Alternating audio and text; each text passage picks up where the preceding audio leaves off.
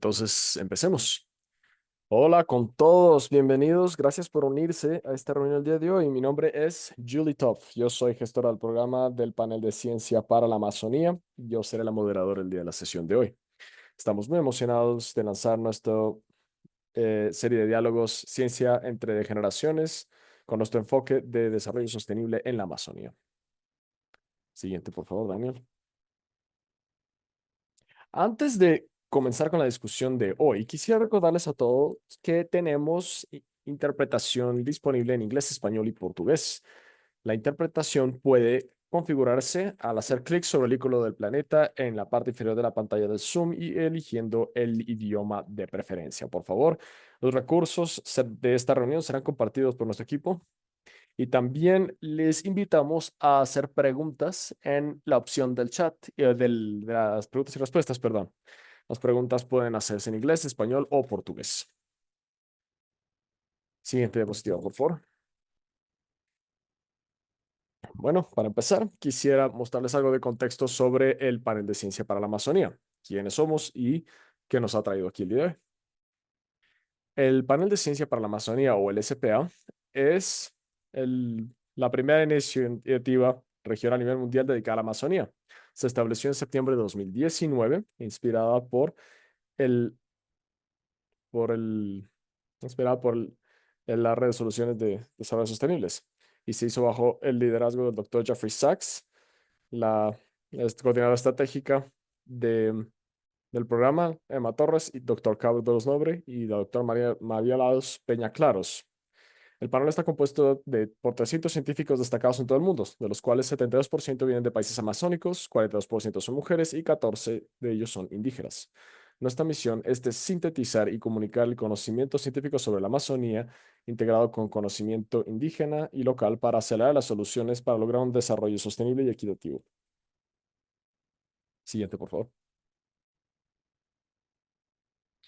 Desde su establecimiento, el SPA ha hecho varias publicaciones para informar varios procesos de toma de decisiones científicas en la región. Estas incluyen más de 17 informes de políticas, 8 declaraciones que fueron lanzados en los foros claves, como la Cumbre de Biodiversidad y de Amazonía. También esto incluye nuestro informe de evaluación de 2021, conocido como la Enciclopedia Amazónica. Esta publicación inicial tiene más de 1000 páginas y no tiene ningún precedente histórico en cuanto a su calidad científica y su alcance, en cuanto a su transparencia y la inclusión de científicos indígenas. Tiene tres partes. Una parte uno en cuanto al espacio de soluciones y es el enfoque de esta nueva serie de webinar. El siguiente año se lanzó el primer curso en línea con científicos expertos de la región. El curso resume todos los hallazgos principales de nuestro informe 2021 de forma dinámica y muy atrapadora. El curso está disponible sin costo en los 3 idiomas. Les invitamos a que se registren hoy y para que puedan empaparse de los temas que vamos a discutir en esta sección. Siguiente, por favor. Ahora tengo el placer de presentar a los 4 panelistas de hoy, quienes son miembros del comité del Comité de Consultoría de Jóvenes. Este comité promociona la participación de jóvenes, tanto en política como en ciencia, para avanzar a promover iniciativas de conservación y de desarrollo de política pública en la Amazonía. Estamos encantados de tener a Felipe, Pedro, Nora y Joao para participar en la primera de estas conversaciones intergeneracionales sobre las ciencias, las soluciones basadas en ciencias necesarias para enfocarnos en la Amazonía. Esta será la primera parte del nuestro informe del 2023. Tendremos 3 capítulos que vamos a revisar. Entonces, Felipe Storch de Oliveira es máster de gestión ambiental en la Facultad de Ambiente de Yale. Pedro Neves es un experto en conservación y ha trabajado recientemente con el equipo de G20 en el Ministerio de Ambiente y Cambio Climático de Brasil y actualmente es el copresidente del capítulo de Yale de la Sociedad Internacional de Bosques Tropicales. Bienvenido, Felipe. Pedro Neves, como decíamos, tiene un máster en desarrollo de la Universidad de Farah. Su investigación se enfoca en el desarrollo en ontologías de desarrollo regional y la historia de pensamiento de desarrollo con un enfoque en la Amazonía. Actualmente es el secretario general del Partido Laborista de Belén y coordinador regional de la Asociación Brasileña de Economistas para la Democracia, en donde también coordina el comité que trabaja para COP30. Gracias, Pedro. Nora Alejandra Kiwantar es una mujer indígena joven de Colombia. Tiene un título en biología y mucha experiencia en biodiversidad y temas de género. Actualmente da apoyo a varios procesos comunitarios que involucran mujeres. Además de eso, es una campeona eh, de pensamiento internacional y en género, y es una líder que promueve la acción de mujeres y niñas indígenas en en el campo de la justicia climática. Bienvenida, Nora. Y yo, Pedro Braga, es economista brasileño. Al momento está haciendo un doctorado en la Universidad de East College London. Se enfoca en temas de deforestación para redirigir las finanzas para una transición justa en la Amazonía brasileña. Gracias, Joao. También se nos unen hoy tres científicos increíbles de SPA y autores también que ya serán presentados en un momento.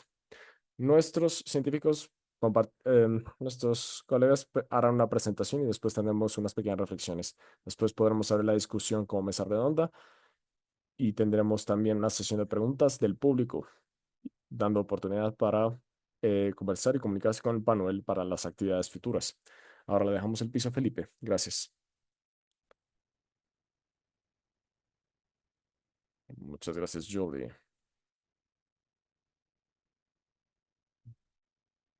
Muy buenas a todos los que están aquí. Estoy muy emocionado de,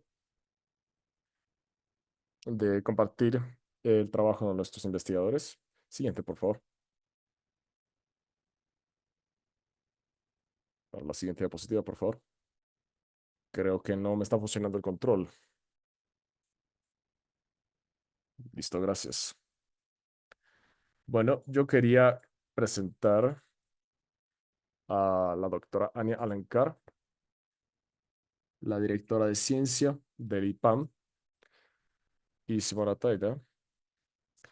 Como decíamos, Ania Alencar tiene el Instituto Ambiental de Investigación en la Amazon. Ella estuvo en la Universidad Federal de Pará para geografía y también tiene un grado de la Universidad de Boston en geografía. Tiene un doctorado en recursos, conservación por la Universidad de Florida en los Estados Unidos. El equipo de investigación de la doctora se ha mm, dedicado en deforestación y su efecto sobre el cambio climático. También ha hecho investigación sobre los incendios que han ocurrido en la Amazonía y otros temas que incluyen evaluaciones de, de leyes de desarrollo de legislación forestal. Muy buen, bienvenida, maestra. Entonces ahora cedo el piso a mi colega Pedro. Hola a todos, ¿cómo están? Buenos días. Es un gusto estar aquí con ustedes. Es un placer participar en esta presentación y quisiera presentar también a la doctora Simona Ataidi. Ella es una líder de integridad de investigación en el WRI, el Instituto de Recursos Mundiales, donde promueve una cultura de excelencia en investigación y también asegura la producción de ciencia de muy alta calidad.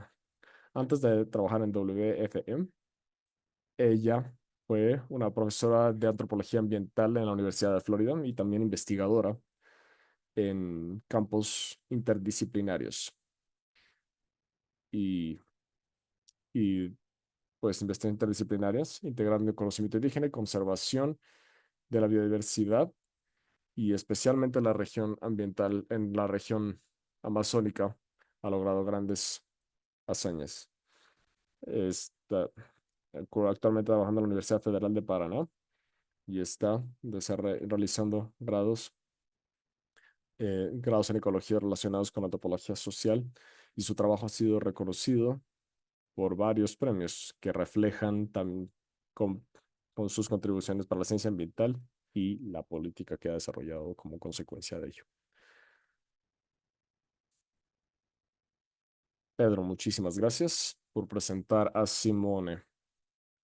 Ahora quisiera invitar, también quisiera yo hacer una breve presentación y estos capítulos están disponibles. Tenemos los resúmenes en los tres idiomas y nuestros colegas estarán enviando los links a lo largo de la presentación.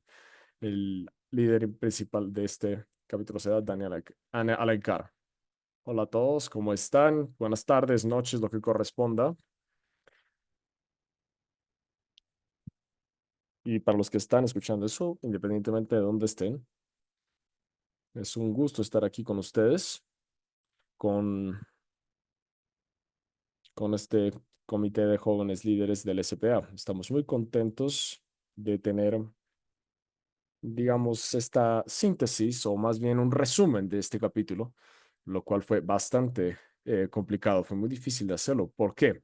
Porque nos enfocamos específicamente en las divisiones de los científicos del SPA para la Amazonía. Entonces es un capítulo que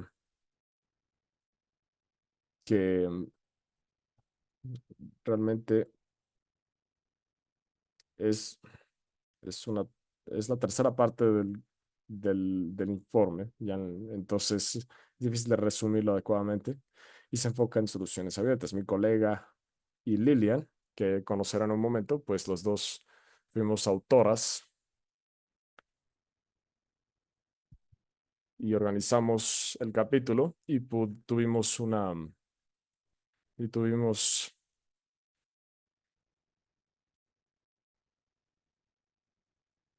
el correos entre científicos.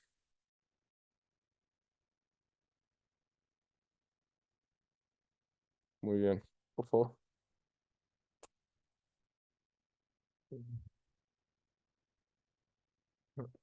Entonces,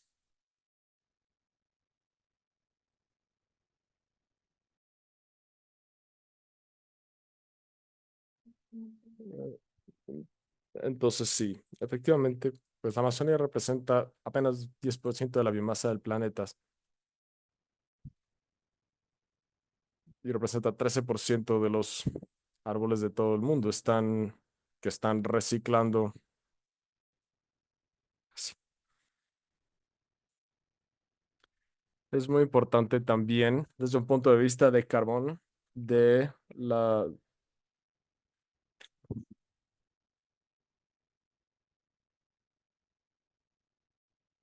tenemos hasta más del 20% de las especies de plantas y las especies que existen en, en la Amazonía. Siguiente diapositiva, por favor. También tiene una gran diferencia cultural.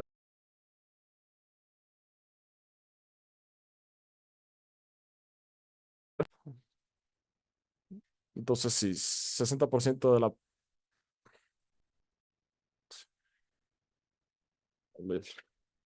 También tenemos una cultura bastante diversa y muy viva en la Amazonía y en la Amazonía rural sobre todo. Entonces, tenemos más de 10 grupos indígenas diseminados a lo largo de toda la Amazonía, de los cuales 80 están en aislamiento voluntario.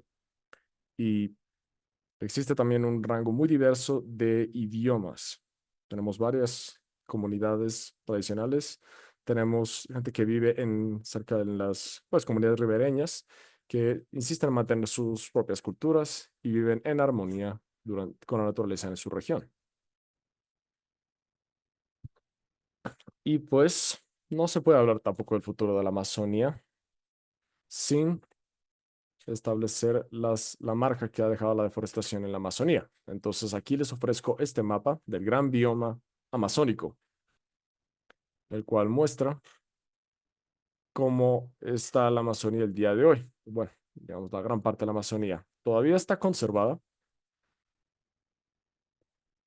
y especialmente hay una vista macro, e incluso si es que vemos que el terreno efectivamente se está reduciendo. Mucha de la vegetación nativa de la Amazonía todavía está comprometida, a pesar de que gran parte de esta vegetación nativa ya está sufriendo una degradación importante.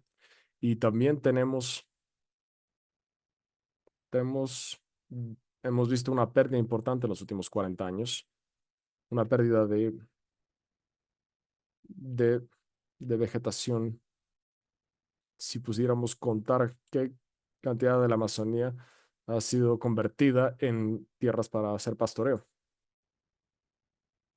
En- si consideramos eso, es bastante lo que se ha perdido. Entonces, sí, entonces el, la Amazonía comparada con su registro histórico muestra que ha habido una pérdida importantísima de vegetación. Pero aquí también tenemos, además, pues, además de esta pérdida rápida, también tenemos una ocupación de la tierra por prácticas de monocultivos. Y en la mayoría de los casos es para se han convertido en áreas para pastar para el ganado. Su explotación económica en la región ciertamente no ha avanzado tan rápidamente en ningún otro caso como ha sido en el caso del ganado.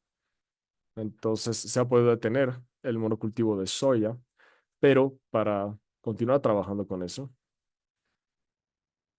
y para poder crear una visión que funcione para la Amazonía, tenemos que entender sus conexiones globales y las causas que han llevado a la Amazonía a cómo está en el día de hoy. Y esos son los actores sociales que vemos como claves para la Amazonía y lo que se está pensando en la Amazonía, así como cuáles son las, las perspectivas globales relacionadas con los actores involucrados en la Amazonía.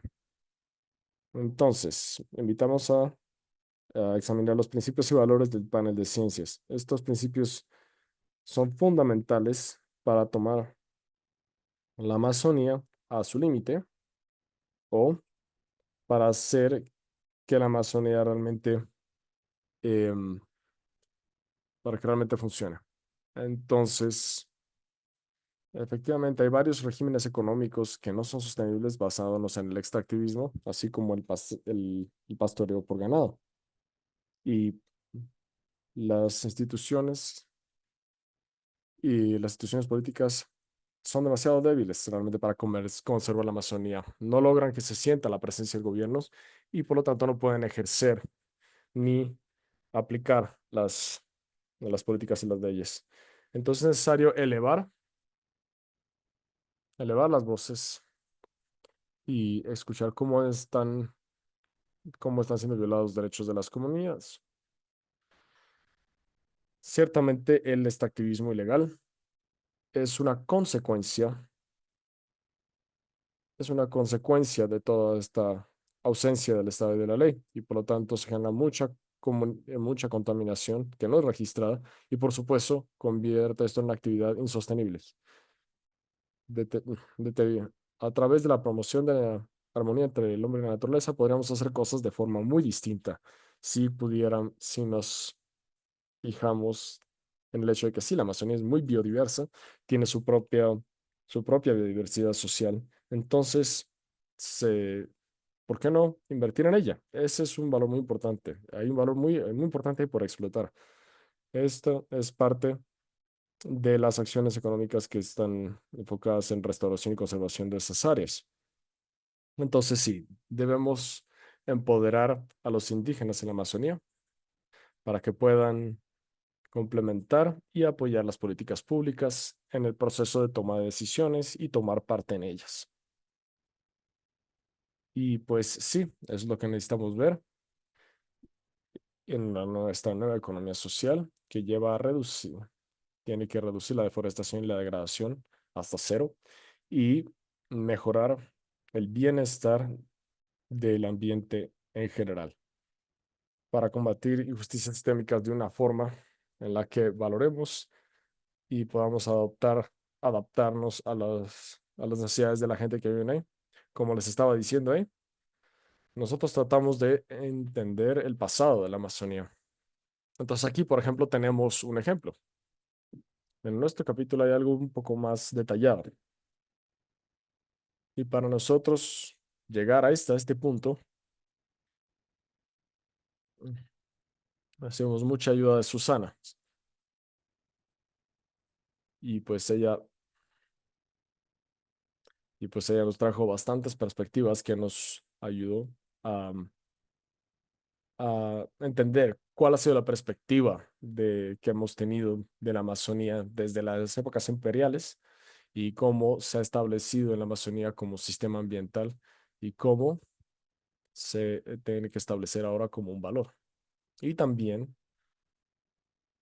para nosotros comprender este proceso, tenemos también compar- que comprender vive en la Amazonía, quién es el que actúa en la Amazonía, quién es el que toma decisiones y pues también entender quién es el que gobierna, quién es el que interactúa y quién vive ahí. Y ahí involucramos organizaciones gubernamentales, ONGs, organizaciones científicas, ONGs de todos tipo, sí, los que están, los ambientalistas, los de producción, de varias áreas de producción. Y pues sí, estos son los que finalmente entienden los procesos que viven en la Amazonía, involucrar a los pueblos indígenas y a las comunidades locales. Aquellos que están involucrados con pequeños productores, con universidades y demás, ellos también tienen que unirse porque finalmente también hay una presencia importante del crimen organizado en la Amazonía. Y pues finalmente están los factores externos, es decir, las compañías privadas, el sector privado, los inversionistas, agencias multilaterales, etcétera. Y todo eso tiene que interactuar adecuadamente y tiene que comprenderse y tiene que estar todo dentro del mismo contexto para nosotros realmente poder visualizar una Amazonía viva, ¿sí? Que sea sinónimo de esa visión que tenemos, ¿sí? Para promover la integridad de los ecosistemas, para lograr las mejorías económicas y demás. Por favor, la siguiente. Creo que mi tiempo ya se acabó, ¿verdad? O, o está casi por acabar. Entonces, bueno, siempre es muy importante revisar cuáles son los principios y valores de esta visión de la Amazonía viva. Entonces, no voy a leerlos todos porque ya nos hemos quedado aquí tiempo, pero sí les voy a pedir que para la próxima los tengamos todos claros.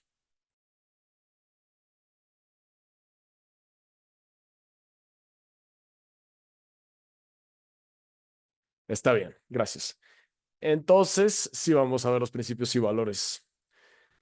Entonces, la gente entiende que la Amazonía es más que un ente, es un patrimonio mundial. Y sí, realmente es una reserva de biodiversidad única y compleja.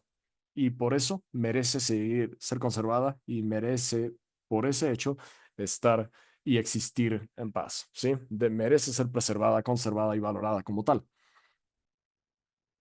Ofrece funciones ecosistémicas y servicios ecosistémicos básicos para el planeta.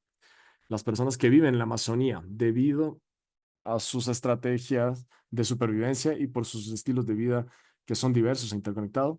Y justamente debido a que ellos han aprendido a adaptarse al ambiente amazónico, a este ambiente biodiverso, pues es necesario compartir los valores con las instituciones involucradas en gobernanza para entender que esto es algo, es un regalo, es algo que se puede, que es un beneficio enorme. Y pues por el bien de nuestra democracia es necesario preservarlos y darle el valor que merece. Debido a su diversa culturalidad y su diverso perfil lingüística,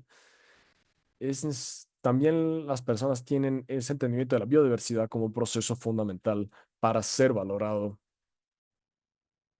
dentro de esta construcción, dentro de este constructo de la visión de una Amazonía viva, así como un reconocimiento de los derechos territoriales. Entonces, esos son efectivamente los pueblos indígenas, hay comunidades locales con su propia forma de resolver conflictos y de promover la justicia ambiental y territorial.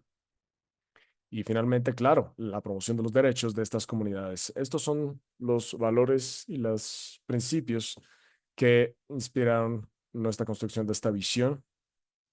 Siguiente, por favor. Y pues, como decíamos, aquí tenemos tres grupos principales para construir esta visión. Un grupo para un grupo que se forma en la integridad y la diversidad ecológica. Un segundo grupo que ofrece soluciones, o más bien que se enfocó en la gestión de la bioeconomía, que también que se enfoca sobre todo en la prosperidad y en la calidad económica. Y finalmente un tercer grupo que se enfoca en la gobernanza, enfocándose sobre todo en justicia social y derechos. Y pues esto se desarrollará en los capítulos que todavía están por venir. Entiendo que el capítulo que va a presentar Lilian tendrá como función desarrollar el componente 3 del trabajo del SPA. Pues sí, puedes seguir, por favor. Y pues también quisiera mostrarles este mandala de la Amazonía Viva.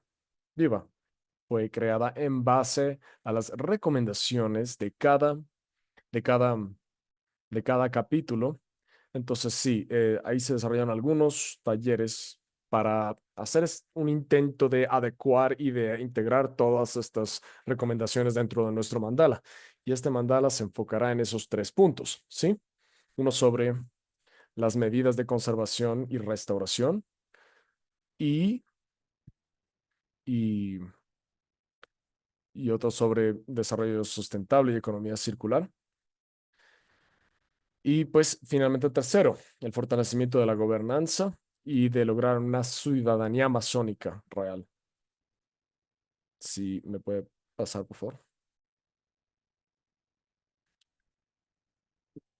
Y de esta forma las construimos para desarrollar soluciones holísticas y lograr a través de eso la Amazonía, la visión de la Amazonía viva. Es la visión del SPA, que tiene esos tres componentes. Y aquí las personas nos han colocado algunos elementos importantes, por ejemplo, participación y interacción de la sociedad civil, el- la inclusión de incentivos para la restauración basados en las necesidades del mercado, desarrollo de políticas y complicación de la ley, hacer pagos por servicios ambientales, sistemas de monitoreo fuerte y transparente, políticas que sean efectivas para la conservación de áreas protegidas, desarrollo de procesos inclusivos, alineamiento de las claves cruzadas, entre otras cosas. En bioeconomía, el desarrollo de una economía biodiversa o diversificada, acciones de responsabilidad corporativa, em, políticas de consumo responsable, adaptada, cap- estrategias de transparencia y responsabilidad, educación y creación de competencias, emprendedurismo también. Todo eso es Amazonía Viva y tendrá ahí varios componentes y que se convertirán luego en hojas, ¿sí? Y que nos dará un medio de subsistencia que también traerá un mayor desarrollo basado en ciencia, en el conocimiento, la integridad ecológica de los ecosistemas, un medio ambiente más saludable, una economía de restauración y conservación, una economía, una economías urbanas verdes basadas en mercado, entre muchas otras cosas. Entonces, básicamente, entrando con estos insumos, a través de esa visión se podrán generar todos estos resultados que ven arriba. Y finalmente volvemos a la primera figura, la que muestra un diagrama total donde resume la situación de la Amazonía. Y hay que decirlo, es ciertamente muy difícil desarrollar una visión comprensiva para la Amazonía cuando no se incorporan todos estos detalles, cuando no se considera el papel del mercado internacional sobre la Amazonía, si no se considera la globalización y su efecto sobre la Amazonía, y pues claro, si no se considera a cada uno de los actores de la Amazonía, porque cada uno tiene su propia visión. Y por supuesto considerar también el pasado histórico de la Amazonía. Todo eso es relevante para tomar decisiones adecuadas hoy y eso hará que la Amazonía se limite o que se expanda a través de la visión de Amazonía Viva. Muchísimas gracias. Ana, muchísimas gracias por esa excelente presentación. sobre la visión amazónica viva. Ahora le dejo el piso a Joao para que presente a Lilian. Sí, y pasemos ahora sí al capítulo 26 sobre las metas de desarrollo sustentable y conservación. Muchísimas gracias. Eso fue toda una clase. Yo sí quería, la Amazonía Viva de hoy también es una, pues cuando leemos el informe, damos una visión en la que podemos ahí sí escuchar a, pues, August, voy a hablar en español porque es más fácil, creo, de tener una conversación con Nora y con Lilian en este momento. Y para presentarla, la doctora Lilian Painter es una destacada especialista en conservación con un doctorado en ecología del comportamiento por la Universidad de Liverpool, en el Reino Unido. Desde 2005 lidera el programa en Bolivia de la Sociedad para la Conservación de la Vida Silvestre, donde ha trabajado en las articulaciones de esfuerzos para lograr beneficios concretos tanto para la naturaleza como para las personas. Fue autora principal en la plataforma intergubernamental de ciencia políticas sobre biodiversidad y servicios ecosistémicos y también en el panel científico por la Amazonía. Su experiencia abarca la planificación estratégica para la conservación, el manejo de la vida silvestre y los recursos naturales en la Amazonía. Doctora Linian, puedes comenzar vuestra presentación. Gracias. Listo. Bueno, un gusto poder participar y un saludo a todos los que nos escuchan.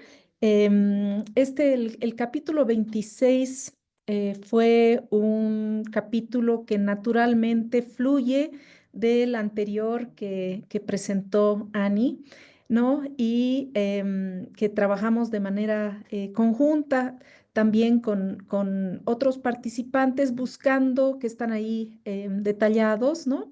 Am, que lo que busca este capítulo 26 es un poco seguir con esa visión que nos compartió Annie, pero articulándola al lenguaje de desarrollo sostenible usado a nivel mundial, ¿no? Entonces, siguiente, por favor.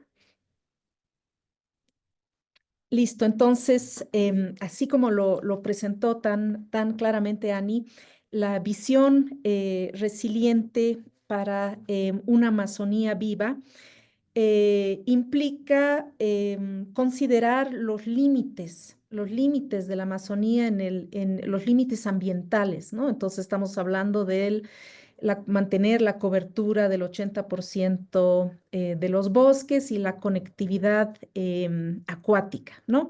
Y implica colocar también la agenda de desarrollo sostenible dentro de esos límites ecológicos, pero también salvaguardar los derechos de los pueblos indígenas y las comunidades locales, invertir en ciencia y tecnología, pero también a través de un diálogo de saberes y sistemas de conocimiento inclusivos que hagan uso y conserven ese enorme patrimonio cultural que tiene la región.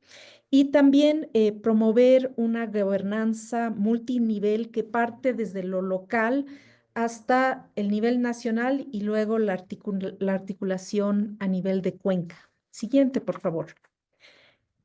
Entonces, bueno, ¿qué son los objetivos de desarrollo sostenible? Bueno, los objetivos de desarrollo sostenible son un conjunto de 17 metas globales que fueron adoptadas por los países miembros de las Naciones Unidas en el 2015 como parte de la Agenda al 2030 de desarrollo sostenible y buscan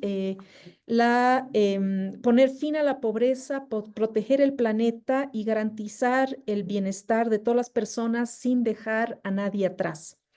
Están diseñados para abordar los principales desafíos sociales, económicos y ambientales de una manera integrada.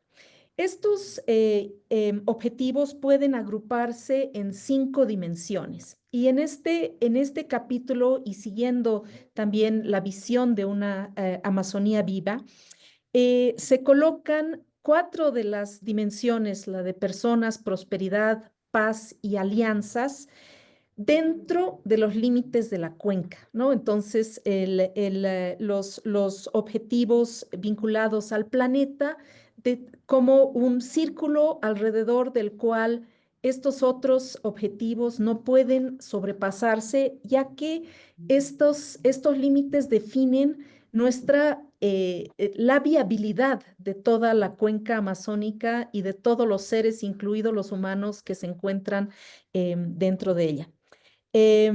Y esta es la única, esta visión de respeto a los límites de la cuenca es una alternativa urgente frente a todas las tendencias de la región y frente a los impactos ambientales que estamos viviendo cada vez más. Siguiente, por favor. Ok, entonces esta dimensión de personas incluye los objetivos de fin de la pobreza, hambre cero, salud y bienestar, educación de calidad y igualdad de género. Los mapitas que ven, tenemos dos columnas, ¿no? Una que es de tendencia a la izquierda y otra de el rendimiento, viendo la época en que se escribió el capítulo, los datos hasta el 2019. Entonces, vemos que tanto a la derecha en la situación, en el cumplimiento de esos objetivos, todos estos objetivos de pobreza, hambre cero, etcétera, están en color anaranjado, rojo y algunos en amarillo, ¿no? Y en tendencia también no tenemos realmente alguno que se encuentre en verde, excepto en el caso de Perú para el Objetivo de Desarrollo 4 de educación de calidad. Lo que podemos resaltar entonces es que ya en ese entonces existía un atraso moderado a significativo. Moderado es el anaranjado en las columnas a la derecha y rojo significativo en el desempeño en el caso de todos los países de la cuenca en el cumplimiento de estos ODS de la dimensión de personas. Y esto es en comparación a los promedios globales. Y tampoco en el caso de tendencias, tampoco vemos mucho un avance a un ritmo adecuado para poder alcanzar el cumplimiento de estos objetivos hasta el 2030. Claramente la pandemia, en ese entonces no teníamos los datos, pero la pandemia nos ha mostrado las debilidades en el sistema y se han empeorado en muchos casos la desigualdad y en algunos casos retrocesos en nuestros avances en reducir la pobreza de hasta 12 años y de 20 años en reducir la prevalencia de la pobreza extrema. En salud, perdón, voy a tener que enchufar mi computadora, disculpen. No la había tenido enchufada a la energía, mil disculpas. Bueno, en temas de salud, a pesar de que toda la región tiene una población relativamente joven, tenemos en América, al igual que América Latina y el Caribe, tuvimos datos de la segunda tasa de mortalidad acumulada más alta de todo el mundo como resultado del COVID-19. Esto nos hace dar cuenta que nuestros sistemas de salud pública tienen muchas limitaciones y altos niveles de desigualdad. Por ejemplo, en el caso de COVID, de muertes por COVID entre los pueblos indígenas del Brasil, ellos sufrieron entre 136% y 110% de tasas más altas en relación al promedio nacional. Sin contar que estas poblaciones se encuentran en zonas muy aisladas donde seguramente hemos tenido un subregistro de estas muertes. También en el tema de igualdad de género, la pandemia nos resaltó las vulnerabilidades en esta temática, ya que las mujeres enfrentaron mayores cargas de responsabilidad doméstica y un aumento en las tasas de violencia al interior de las familias. También el acceso a anticonceptivos y el aumento en embarazos no deseados y la suspensión de programas de educación sexual afectaron fuertemente a las mujeres adolescentes, sobre todo. Siguiente, por favor. En el caso de los objetivos relacionados a planeta, tenemos agua limpia y saneamiento, producción y consumo responsables, acción climática y la vida de ecosistemas terrestres. En términos de tendencias, vemos en el caso de agua limpia que Colombia, Ecuador y Brasil tenían una tendencia en ese entonces hacia el logro de este objetivo al 2030, y en acción por el clima, varios países con colores verdecitos. Sin embargo, los indicadores de acción por el clima en el caso de los Objetivos de Desarrollo Sostenible se miden con indicadores de emisiones que no están relacionadas a las emisiones por la deforestación, ¿no? Entonces, esto se refiere más a generación de emisiones por construcciones, infraestructura, etcétera. Entonces, podemos ver que si bien a nivel nacional, como les decía, Brasil, Colombia y Ecuador tienen tendencia a garantizar el acceso al agua y saneamiento a nivel nacional, esta tendencia no se refleja en la región amazónica de esos países. Por ejemplo, en la Amazonía brasileña, al 2018, solo 50% de la población tenía acceso a suministro de agua y solo 15% contaba con alcantarillado. Esto es algo que se refleja en todos nuestros países y las poblaciones amazónicas muchas veces tienen estas deficiencias. Y es eso algo paradójico porque la Amazonía es la cuenca hidrográfica más grande del mundo, pero aún así sus pobladores carecen de acceso al agua potable. Em, de hecho, 89% de las personas en la Amazonía peruana, por ejemplo, no tenían acceso al agua potable al 2020. Y al 2018, el 38% de los hogares en el estado de Amazonas, en Brasil, no tenían conexión domiciliaria a agua corriente. En el estuario del Amazonas, menos del 20% de los hogares tienen cobertura de alcantarillado.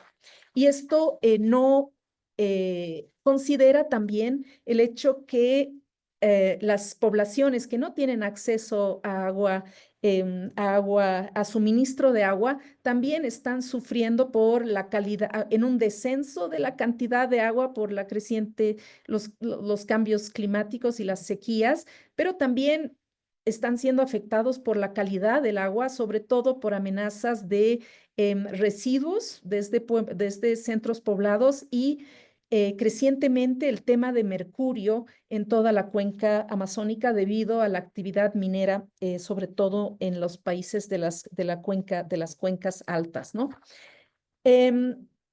Entonces, el tema de cambio climático, que ahorita en estos gráficos no considera la deforestación, es algo crítico y tenemos un alto riesgo de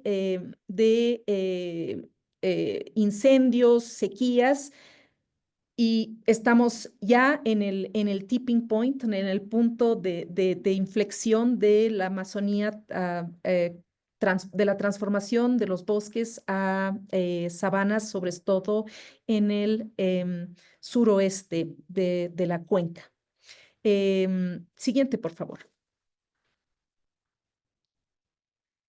En la categoría de prosperidad tenemos energía asequible, trabajo decente, industria, innovación, infraestructura, reducción de las desigualdades, ciudades y comunidades. Aquí podemos ver que sí hemos tenido avances importantes desde la década de 1990 en la mayoría de los países. En acceso a la electricidad, tanto en zonas urbanas como zonas rurales. Y en términos de tendencias, la mayoría de los países están avanzando hacia el cumplimiento de esta meta. Sin embargo, no es el caso de todos los países. Ahí podemos ver, por ejemplo, el caso de Bolivia. Además, algo que vale la pena resaltar es que no se considera en este indicador los trade-offs, ¿no? Los costo-beneficio entre algunos de los proyectos generadores de electricidad, como los proyectos hidroeléctricos, y cómo estos contribuyen a las emisiones por pérdida de cobertura boscosa, y también cómo estos pueden afectar los ecosistemas y la conectividad acuática y, por ejemplo, las pesquerías locales, afectando el bienestar de comunidades. Además, en esta categoría de prosperidad, el modelo actual, como lo señalaba Anne y en el capítulo anterior, la prosperidad económica en gran parte en la Amazonía proviene de actividades extractivas no sostenibles, incluido la minería y la deforestación. Entonces, es clave generar otro modelo respetuoso de los límites ecológicos y de los derechos de las poblaciones locales, una nueva bioeconomía basada en el conocimiento local, la protección de la biodiversidad y la innovación con equidad. Finalmente, nuevamente se vio durante la pandemia la fragilidad de la provisión de trabajo decente en la cuenca, y la gran cantidad de trabajadores que están expuestos a trabajos informales, sobre todo en el área rural y especialmente en el caso de jóvenes y mujeres. Siguiente, por favor. Lilian, perdón por Sí, interrumpir. Tenemos sí, 2 minutos más para su muy bien. presentación. Ya, muy bien.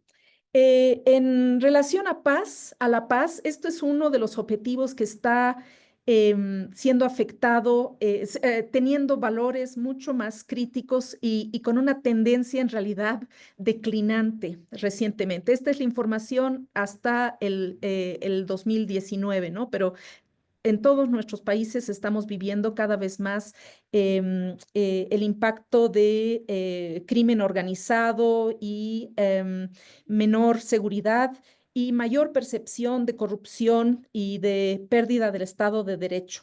Entonces, sobre todo esto relacionado a actividades como minería de oro, narcotráfico, la trata de personas y el tráfico de fauna silvestre, y en particular en zonas fronterizas. Em, y la paz de la Amazonía no será posible sin la protección al medio ambiente y los derechos indígenas. Muchos de los crímenes actuales los crímenes organizados están vinculados a actividades de impacto sobre el medio ambiente. Siguiente, por favor, y ya terminando. El objetivo de 17 es de alianzas para lograr los objetivos. Y aquí lo que vemos es un poco el compromiso de los gobiernos de invertir en el desarrollo sostenible. Y algo que se resalta es que si bien hay un incremento en el financiamiento para acciones de conservación, estos no equiparan, no se acercan para nada a la cantidad de inversiones que promueven la deforestación y el uso insostenible de recursos naturales. Entonces, por ejemplo, entre el 2013 y el 2015, aproximadamente 1.070 millones de dólares en protección ambiental, pero entre el 2015 y el 2020, solamente de instituciones financieras con sede en Europa, 20 millones de dólares, ¿no? Entonces, no hay relación entre lo que se invierte para promover una visión de desarrollo insostenible a lo que se invierte para apoyar la conservación. Entonces, los mensajes claves en la última, por favor. Em, eh, seguimos avanzando hacia una vía de desarrollo insostenible. Existen tensiones entre los diferentes objetivos de desarrollo sostenible, pero que se pueden reducir, sobre todo teniendo una mirada multiescalar, considerando la situación a nivel local y el efecto de diferentes políticas para promover avances en objetivos a nivel nacional, viendo el impacto que se tiene a nivel local y la equidad en el avance de estos objetivos. Y el salvaguardar los derechos de la naturaleza y de los pueblos indígenas es fundamental para realmente lograr y consolidar los avances en los objetivos sostenibles. En ese entonces, el tema de la coherencia entre los objetivos de reducción del cambio climático y la Agenda 2030 era un tema importante a discutir, y la crisis del 2019 reveló un montón de debilidades en nuestros sistemas y estructuras para apoyar el desarrollo sostenible en la Amazonía. Muchas gracias. Ana y Lilian, muchísimas gracias por esas excelentes presentaciones. Ahora comenzaremos nuestra discusión, nuestra mesa redonda de ambos capítulos. Entonces, si pudiéramos pedir a nuestro público que por favor prendan ahora sí las cámaras para la discusión. Y Daniel, creo que ya puede quitar las diapositivas si desea. Muchas gracias. Bueno, voy a pedirles a todos que me respondan algunas preguntas sobre algunos de los temas claves resaltados en ambos capítulos, que son también el impacto, el enfoque de nuestra sesión el día de hoy, perdón. Cada una de estas preguntas se dirigirán a un miembro del comité juvenil y a los expertos para que tengamos también perspectivas sobre ambas generaciones. Empezamos con la primera, para Joao y para Lilian. En su perspectiva, ¿cuáles son los objetivos de desarrollo sustentables son claves que deberíamos priorizar para lograr la visión de Amazonía viva, especialmente en la visión en esta región que es tan biodiversa y que es tan rica de tantas formas? Joao, quizás usted primero. Ya puedo empezar. Y ahí pasó la pelota a Lilian. Bueno, lo que creo que es muy interesante en la presentación de Lilian es el hecho que de verdad los países amazónicos tienen una cooperación ya establecida, pero las regiones amazónicas entre esos países son las más vulnerables, no solamente socialmente, pero también en la protección de la naturaleza. Así que esta disparidad entre riqueza biológica y sociocultural y riqueza material es muy evidente. Y creo que para esto, la última parte sobre alianzas y tendencias de crecimiento, de cooperación, también es súper factual para elegir el objetivo número 17 sobre cooperación. El 17 básicamente tiene 9 subobjetivos y 9 apéndices a él que hablan de temas como innovación, financiamiento, inversión, pero también temas como comercio global. Así que creo que el 17, el objetivo sobre parcerías y cooperación, es un objetivo muy clave para no solamente destrabar toda la cooperación para los otros ODS, pero también para comprender cómo han avanzado estos países y esas regiones como todo, como en Amazonia, un bioma vivo en los últimos años. Y creo que la respuesta para eso también es interesante poner cómo ha avanzado Amazonía en esos ODS. Es buena, pero no es suficiente. No hemos logrado la Agenda 2030, tenemos 5 años más y tenemos cada vez más una Amazonía que se acerca al punto de no retorno. Así que el desafío es enorme, pero esta visión de Amazonía viva que han hablado en el capítulo precedente, sobre todo el capítulo 26, con la visión de los ODS, ayuda a resolverlo, pero todavía necesitamos más. ¿Quieres complementar, Lilian, también? Sí, siguiendo un poco por tu línea, Joao, a eso yo añadiría el tema de educación, ¿no? El tema de educación de calidad para hacer que tengamos mayores capacidades de desarrollo de centros de innovación en la Amazonía, tendiendo puentes también a la participación de investigadores e innovadores desde las comunidades indígenas, ¿no? Em, buscando avances en el tema de bioeconomía, pero una bioeconomía equitativa y una bioeconomía basada en el respeto a los límites de la Amazonía, ¿no? Quisiera resaltar también el tema de la lucha contra el crimen organizado y la necesidad de fortalecer las capacidades de lucha contra la corrupción en nuestros países. Yo creo que el tema de la paz y las capacidades, estas actividades realmente te pueden cambiar totalmente el panorama en muy poco tiempo y representan un enorme desafío para todos los países. Y para hacer un buen trabajo en esa vía no es solamente necesario trabajar con las autoridades, también tenemos que trabajar y fortalecer las capacidades locales de las comunidades y los territorios indígenas, los gobiernos locales, de poder actuar de una manera más informada y con estrategias que no tengan que ser solamente de comando-control, sino de fortalecimiento del control y monitoreo territorial y de sus espacios. Eso. Lilian, Joao, muchas gracias. La siguiente pregunta tiene que ver con lo que acaba de decir Lilian, y es para Nora y para Simón. ¿Qué estrategias pueden incluir a las jóvenes, a las mujeres y a los científicos locales para lograr el avance de los objetivos de desarrollo sustentable en la Amazonía, sobre todo cuando tiene que ver con salud, educación y participación política? Nora, quisiera comenzar usted. Claro que sí. Muchas gracias por el espacio y qué bonito pues seguir tejiendo la palabra. Bueno, yo creo que para avanzar en el logro de los Objetivos de Desarrollo Sostenible en la región amazónica hay que pensarnos en la educación y promover la creación de redes de aprendizaje comunitario que incluyen justamente estas metodologías adaptadas al contexto amazónico, entendiendo no solo los conocimientos académicos, sino también los sistemas de saberes de los pueblos indígenas y las comunidades locales. Algo que me gustaría resaltar bien importante y es el tema de salud.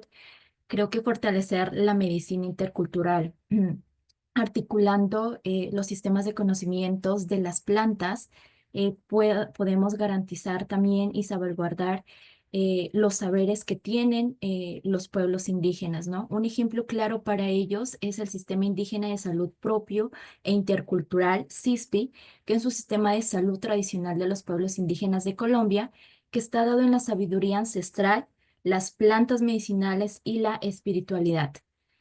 Y ahí es un papel fundamental que como juventudes tenemos y es poder continuar con este legado de los mayores y las mayores, y involucrarnos también en el tema de la salud comunitaria. Esto generando brigadas para el trabajo junto con la comunidad, ¿no? Otro punto clave y que algo que se mencionaba es el tema de la contaminación del agua, ¿no? Y es formar a científicos que se encuentren dentro de las comunidades para monitorear la calidad de agua en sus ríos usando herramientas básicas de medición y formando a científicos que se encuentren dentro del territorio, ¿no?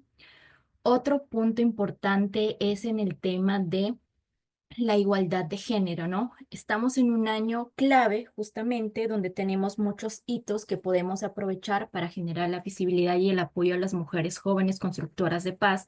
Y esto incluye los años 30 de Beijing, el 25 aniversario de la resolución 1325, el foro de ECOSOC, ¿no? Y estos espacios son fundamentales para promover la participación de las mujeres jóvenes y incidir en los tomadores de decisiones para que promuevan la protección y el liderazgo. Por ejemplo, en la 66 Conferencia Regional de la Mujer se hizo un llamado justamente para avanzar en la igualdad de género y garantizar la participación plena de las mujeres jóvenes en la creación e implementación de las políticas climáticas inclusivas con mecanismos específicos a los defensores ambientales y líderes comunitarios.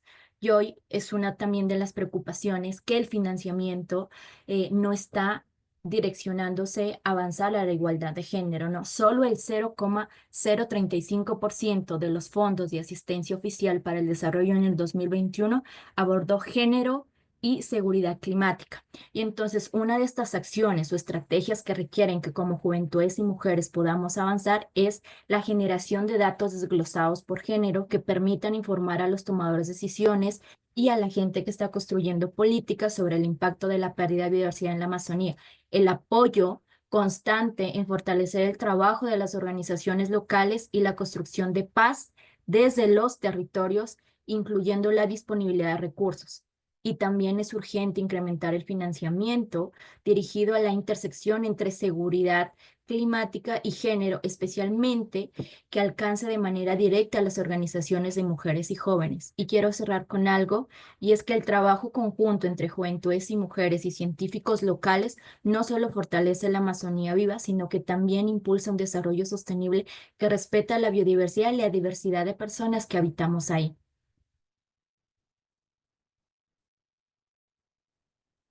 Nora, muchas gracias. Simone, ¿quería usted agregar algo a sus comentarios?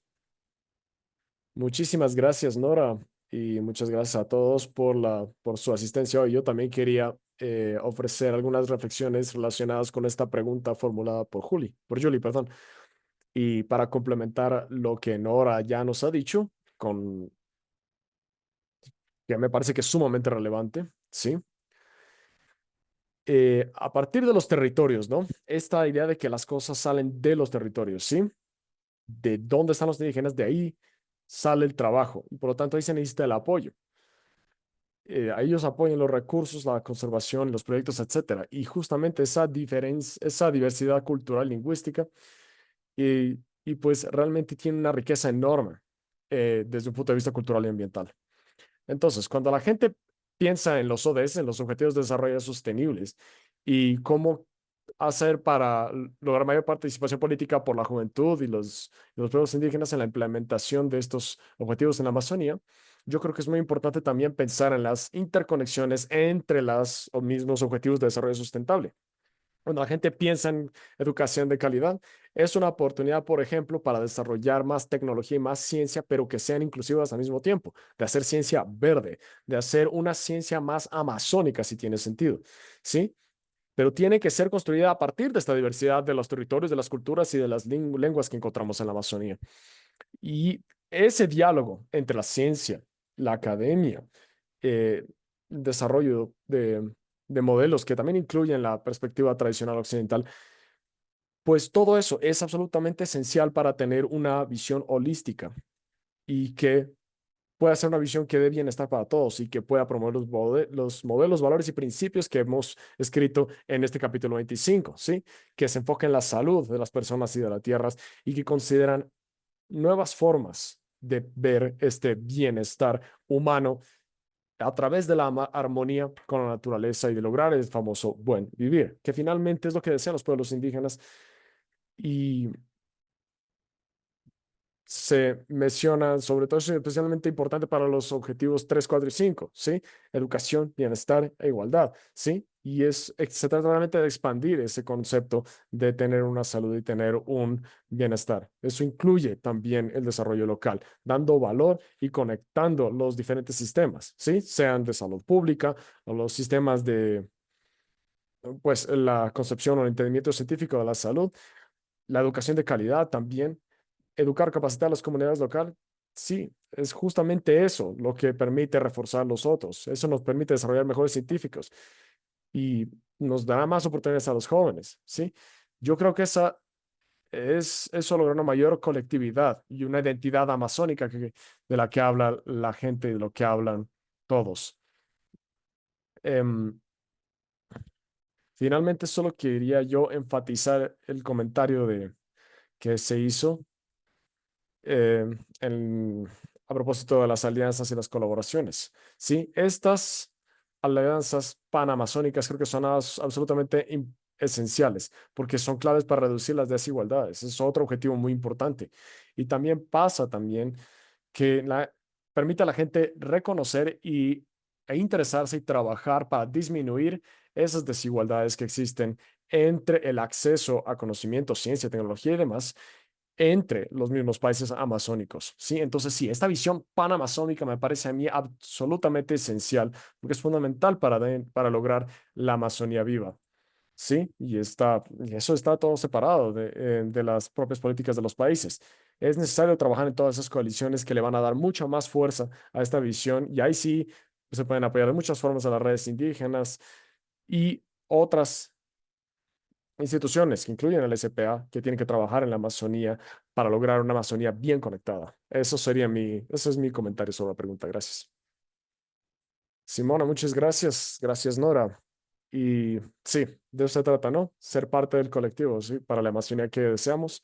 Y por supuesto, lograr todos estos objetivos requiere varios recursos, ¿no? Finanzas. Entonces, siguiente pregunta para Felipe y para Anne.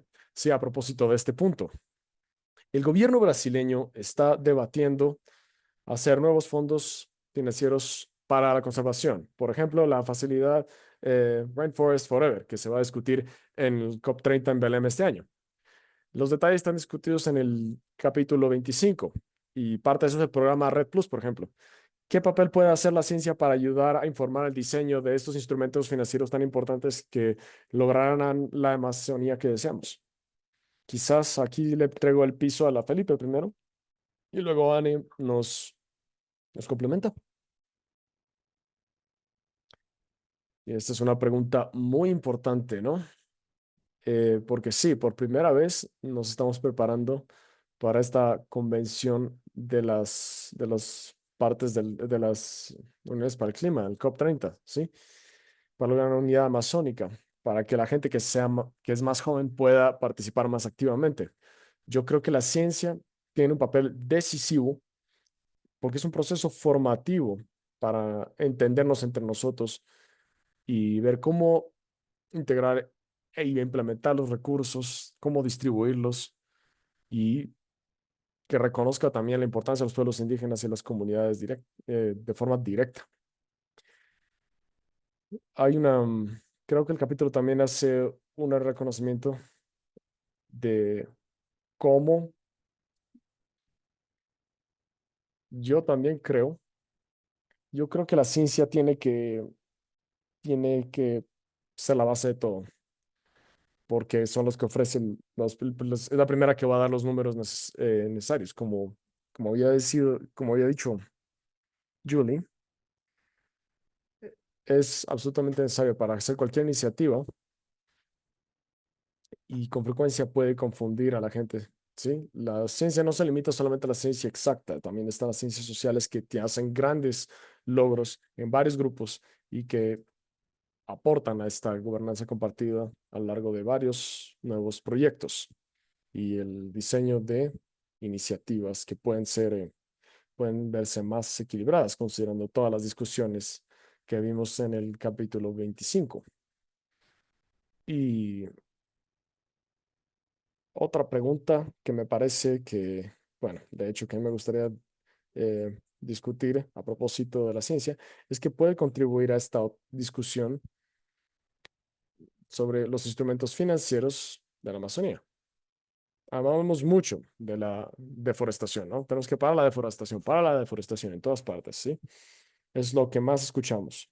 Y yo veo colegas de Bolivia, Perú, en el chat, nos están diciendo mucho sobre la deforestación. Y sin embargo, en las noticias vemos cada vez más y más que hay cada vez más eventos climáticos y más extremos. Y, y que eso nos lleva también a una importancia de la degradación de los bosques. Entonces, si tomamos un ejemplo, en el estado de Mato Grosso, por ejemplo, ahí tenemos un cubrimiento de bosque de más de 57% dentro del bosque, pero su degradación, la degradación del bosque del Mato Grosso, por ejemplo, ofrece una situación en la que han tenido muchos incendios y efectivamente degradación ecológica, sin necesariamente perder el cubrimiento, ¿sí? Y eso realmente, que donde tenemos bosque degradado, podemos decir que entonces hay una menor capacidad para dar agua para la agricultura, para las ciencias, para nuestra comida. Entonces sí, la ciencia, como dice el capítulo 25, bueno, ahí se incluye un informe más general y nos demostró que tenemos que enfocarnos en ciertas cosas que aparecen con frecuencia en medios de comunicación, como la famosa deforestación. Y para desarrollar esta visión holística de la Amazonía, en la que podemos también desarrollar instrumentos financieros, por ejemplo, emitir incentivos o bonos para las comunidades indígenas que tengan un efecto sobre esta o que reduzcan la degradación ambiental. Sí, listo, gracias, Felipe. Muchas gracias. Entiendo que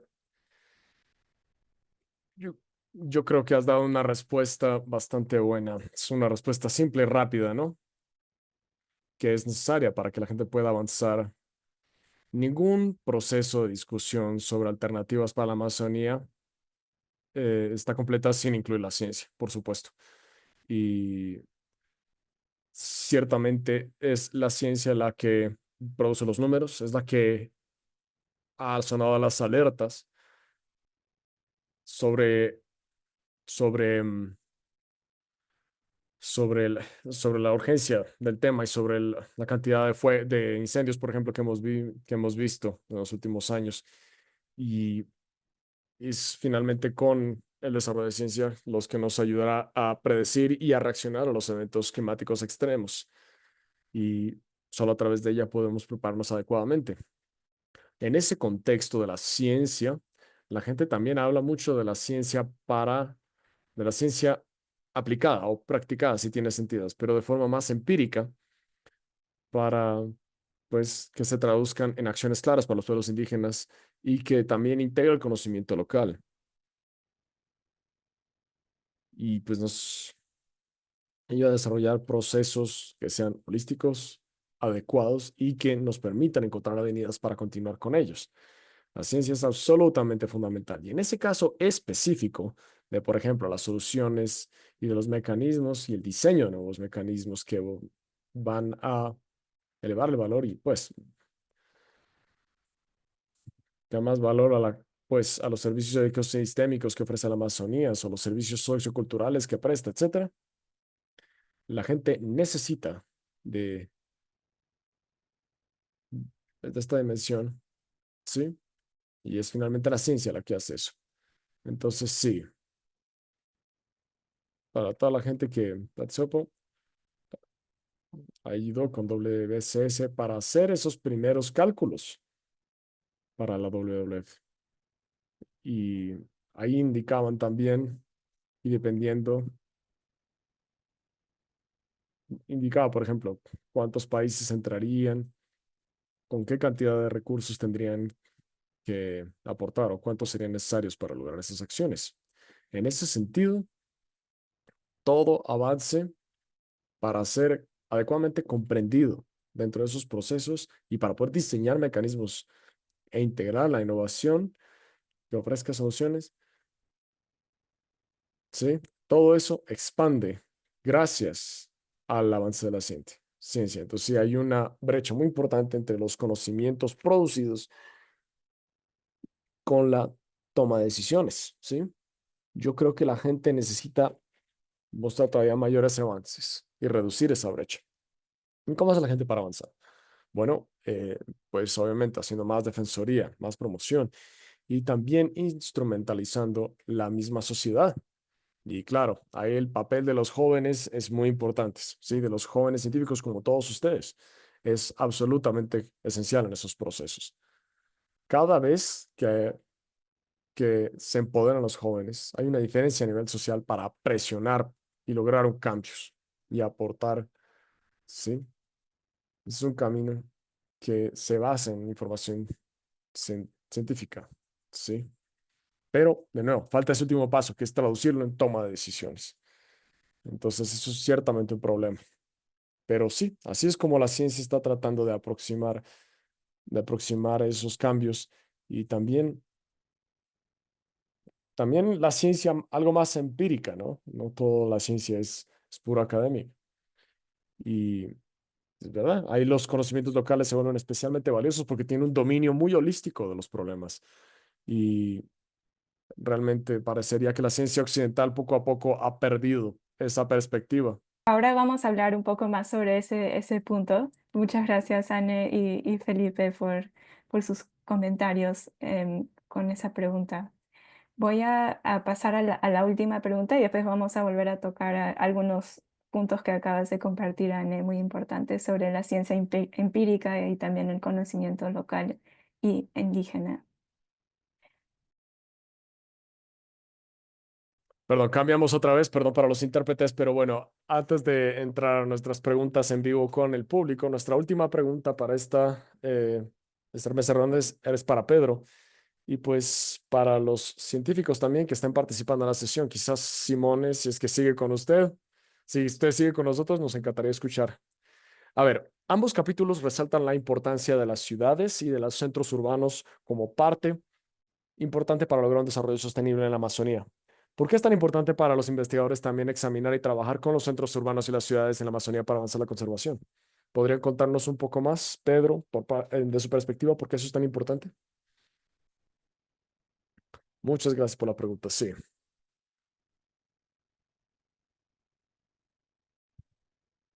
pero yo creo que ese diálogo es muy importante con esto, ¿no? Sí, y realmente se resume en una correlación entre lo urbano y lo rural, ¿sí? Lo cultural y lo económico.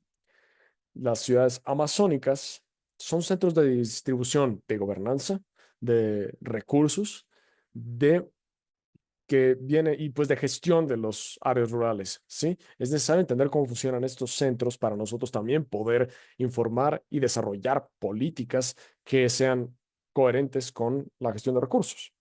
Pero algo también muy importante, los problemas como la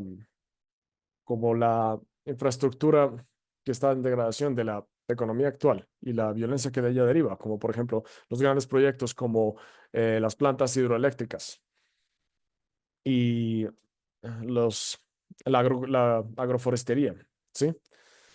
Y los monocultivos, bajo las perspectivas de producción social y básicamente no respeta realmente el carácter amazónico, que realmente implica que deberíamos buscar otras perspectivas por fuera. 10% de la población joven vive en la Amazonía y representa 2/3 de las personas en la región. Más de 30% de esta población vive en áreas rurales. Esto quiere decir que hay más del doble de la proporción para todo el resto del país. Entonces, esta población, notablemente los jóvenes, pues su actividad se relaciona con el extractivismo local. Y pues eso se encuentra en 40% de las áreas amazónicas. Estamos hablando de muchos jóvenes que son absorbidos, que pueden involucrarse en actividad sostenible y responsable, pero con el avance de otras formas de entender y comprender la naturaleza y la economía, y pues hay formas en las que son altamente soportadas por política pública. Y sí, estos jóvenes seguramente tienen una gran probabilidad de irse a los centros urbanos. Y los centros urbanos nunca han estado preparados para recibir jóvenes de esa forma. Entonces, claro, a eso habrá impacto sobre seguridad, habrá impacto sobre la violencia, la infraestructura de transporte. Y por el otro lado, ¿qué hay de los más pobres? ¿Qué hay del tema del clima?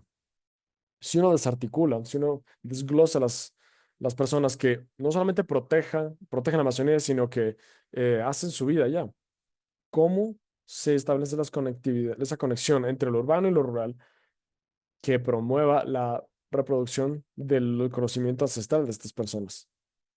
Entonces aquí tenemos hay algo que se ha considerado y se ha preparado. Y yo quisiera invitarles a todos a reflexionar sobre este tema.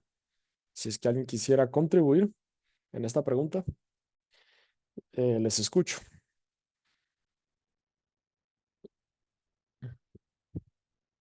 Sí, yo iba a alzar mi mano, pero no encontraba el emoticón. Entonces, entonces sí, le agradezco mucho, Pedro, por esa reflexión. Sí, sí, realmente me parece que usted tiene algo muy ha dado en el clavo. Hay que replantearnos las conexiones entre lo rural y lo urbano en la Amazonía y adoptar creo que nos llamamos por una definición muy tradicional, muy académicas.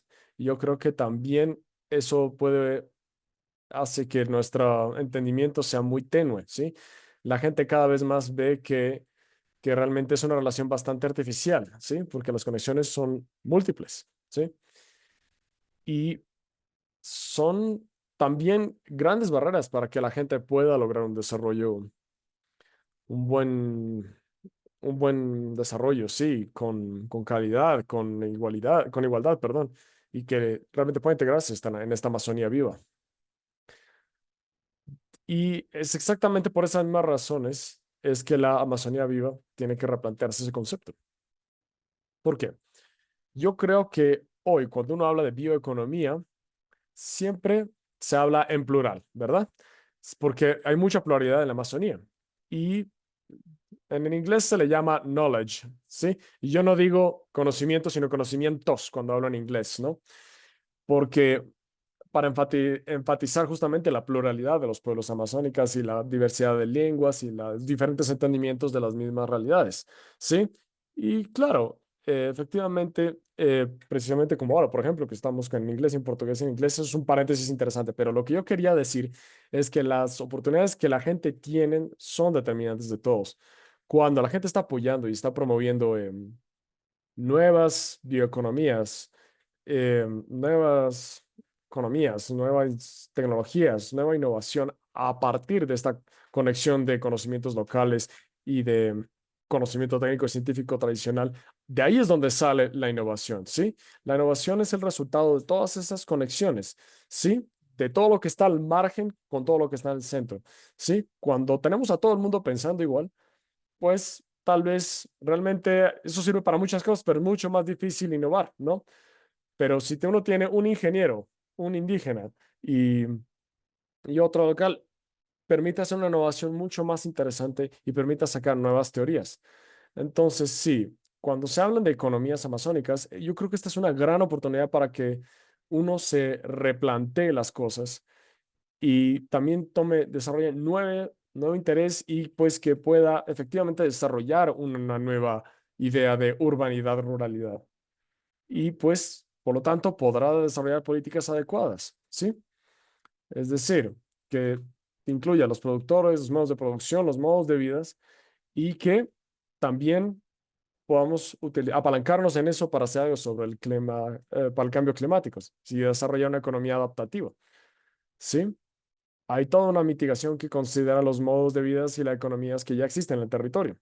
Entonces, creo que es necesario integrar todas estas estrategias conjuntamente con las juventudes y la sociedad civil para renovar la forma en la que no solamente trabajamos, actuamos y hacemos política, sino en la que pensamos. Eso es algo que hay que discutir en las universidades y que permite también fortalecer las instituciones. Sí, obviamente eso es muy importante porque en la Amazonía brasileña hay una gran capilaridad por las acciones de estas instituciones, pero realmente la innovación es la que tendrá la clave, que integren los conocimientos indígenas y que también dentro de estas instituciones hay que pensar que, pues claro, la gente puede pensar que esto es realmente un tema demasiado grande, demasiado amplio, pero comenzando con pequeños proyectos y nuevas iniciativas, ahí uno puede ir resolviendo poco a poco esas brechas. Son caminos interesantes para que la gente pueda enfrentar esta tarea de desarrollar esta realidad, perdón, esta relación entre lo urbano y lo rural, que al momento yo creo que es demasiado artificial. Y yo entiendo que sí, efectivamente, en COP 2025 ya tenemos ese tema para discutir y tengo unos aportes bastante interesantes, espero ponerlos. Ya tengo algunas ideas que justamente acabo de sacar de ese panel. Muchísimas gracias por eso. Simone, muchas gracias, Pedro. Veo que hemos tenido muy buenas preguntas de nuestra sesión de preguntas y respuestas. Mil disculpas si no alcanzamos a llegar a sus preguntas hoy, pero por favor, no duden en contactarnos y enviarnos las preguntas por correo. Eh, Nos ponemos en contacto con los panelistas y nos aseguramos de responderles. Pero veo que hay muchas de las preguntas que están relacionadas, entonces haremos lo posible por resolverlas todas, ¿vale? En esta última ronda de preguntas rápidas para los panelistas, ¿sí? Antes de poder concluir este webinar.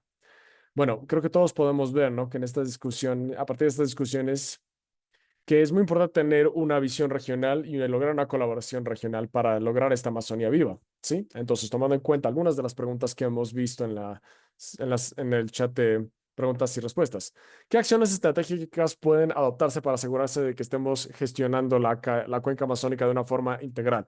Es decir, considerando la conectividad entre nuestros sistemas terrestres y acuáticos. Esa es una parte de esa pregunta regional. Y la parte dos es, ¿cómo pueden los mecanismos de gobernanza transnacionales fortalecerse para solucionar esas necesidades independientemente de las distintas tensiones geopolíticas que vemos y las diferentes prioridades de los países? ¿Alguna, algunas, alguna opinión sobre eso? Sí, muchas gracias por resumir las preguntas. Yo creo que nosotros sí podemos reducir eso podemos reducir el objetivo, ¿no? Como investigadores y como jóvenes científicos todavía estamos en el proceso de desarrollar las preguntas correctas. Entonces, sí, yo sé que, por ejemplo, Criseida tiene una muy buena pregunta sobre la gestión de recursos y el control de los límites pues, las fronteras y la colaboración intergubernamental. Pero sí, esas preguntas son muy importantes y deberíamos incluirlas en nuestros casos de estudio. Deberíamos hacer trabajo de campo en estos temas. Deberíamos buscar el conocimiento más especializado como los que hemos tenido hoy para entender cómo integrar los mejores métodos que ellos han utilizado para responder estas preguntas. Yo creo que tenemos un papel muy importante que jugar ahí en esa transformación, desde una perspectiva de política, por supuesto, que es mucho mayor, de nivel mucho mayor, mucho más alto. Y yo creo que eso es justamente lo que se puede hacer muy bien. ¿Alguien quisiera agregar algo? ¿Alguna adición breve para la importancia de la colaboración regional? Sí, yo quisiera hablar en portugués aquí. Yo creo que debería considerar que, bueno, donde yo crecí, en Capri, es muy difícil para nosotros tomar en cuenta, o sea, más bien para tomar todo eso en cuenta para reducir la deforestación sin trabajar en colaboración con nuestros vecinos en Bolivia y en Perú. Entonces, sí, de una forma muy práctica, yo creo que, yo creo que es muy importante que trabajemos no pensando en los límites nacionales, en las fronteras, sino considerando que estos ecosistemas no reconocen las fronteras, más bien, ese es el tema, ¿no? Entonces, la Amazonía tiene que concebirse como una prioridad de gobernanza, ¿sí? Para propósitos de gobernanza, ¿sí? Y pues también lo contrario, igual. Bueno, gracias, Felipe. Estamos al final de la sesión. Nos tomaremos 2 minutos para cerrarlo. Ha sido ciertamente una discusión muy interesante, muy dinámica. Y sí, ojalá pudiéramos hablar todo el día sobre estos temas, ¿no? Si tuviéramos el tiempo. Pero bueno, antes de cerrar, sí quisiera tomar la oportunidad para agradecerles a todos, a nuestros increíbles panelistas, que realmente es un gran honor trabajar con ustedes. Ser parte de este panel de Ciencia para la Amazonía es una maravilla y estamos muy agradecidos con el apoyo de nuestros colaboradores del apoyo del Banco Mundial y de la Facilidad Global para el Ambiente. Les agradecemos a todos por su apoyo a la Fundación de Gordon y Betty Moore. Finalmente, les invitamos a que se unan a nosotros para lograr la Amazonía que queremos. Los invitamos a que nos sigan en redes sociales para seguir actualizados con todas nuestras actividades, visitar nuestro sitio web para aprender más y acceder a todos los recursos disponibles en inglés, español y portugués. Suscríbanse a nuestro boletín para tener más recibir notificaciones y no se olviden de registrarse en el curso en línea con nuestros expertos mundiales, incluyendo el doctor Lilian Painter. Y por favor, quédense en línea para las actividades de nuestro comité de consejeros juveniles. También estaremos lanzando un nuevo podcast en junio que incluirá a nuestros líderes jóvenes y a nuestros científicos y también nuestra serie de talleres para nuestra serie de notificaciones para el COP30. Y los invitamos también a que sigan nuestra serie de webinar que tendrá lugar en junio. Se enfocará en conservación en la Amazonía, incluyendo nuevos científicos y miembros jóvenes del comité de consejería.